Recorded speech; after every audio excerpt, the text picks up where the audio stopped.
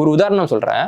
இன்னைக்கு வந்துட்டு நம்ம எல்லாமே வந்து வாமனர் அப்படின்றவரை ஒரு அவதாரம்னு சொல்கிறோம். ஆமா, பெருமாளோட அவதாரம்ன்றோம். வாமனர் அவதார தினத்தை வந்துட்டு எல்லாருமே பெருசாக கொண்டாடுவாங்க.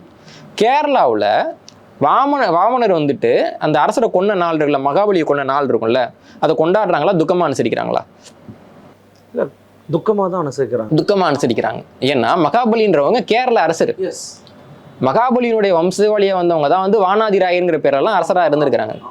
அப்போது புராணத்தில் அவர் உனக்கு கடவுளாக இருக்கலாம், ஆனால் இவர் எனக்கு முன்னோர். எனது முன்னோர் கொல்லப்பட்ட அந்த நாளை நான் துக்க தினமாக அனுசரிக்கிறேன் அப்படின்னு சொல்கிறாங்க, கொண்டாடுறதில்ல.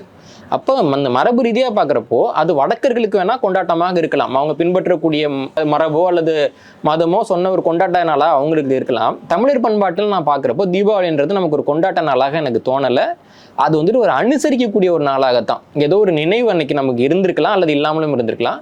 நாம் தீபாவளியை கொண்டாடின மாதிரி எனக்கு தெரியல. அப்போ இதுக்கான ஒரு வரலாற்று பின்னணி ஆய்வு செஞ்சு அது தமிழர்களுக்கு என்ன மாதிரியான நாள்னு பார்த்துட்டு நம்ம அதை முடிவெடுக்கலாமே தவிர, வடக்கில் இருக்கிறவன் வந்துட்டு உன்னை கொண்டுட்டேன் அப்படின்னு கொண்டாடுறான்னா என்னை கொண்டுட்டான்னு நானும் போய் கொண்டாடுறது முட்டாள்தனம்.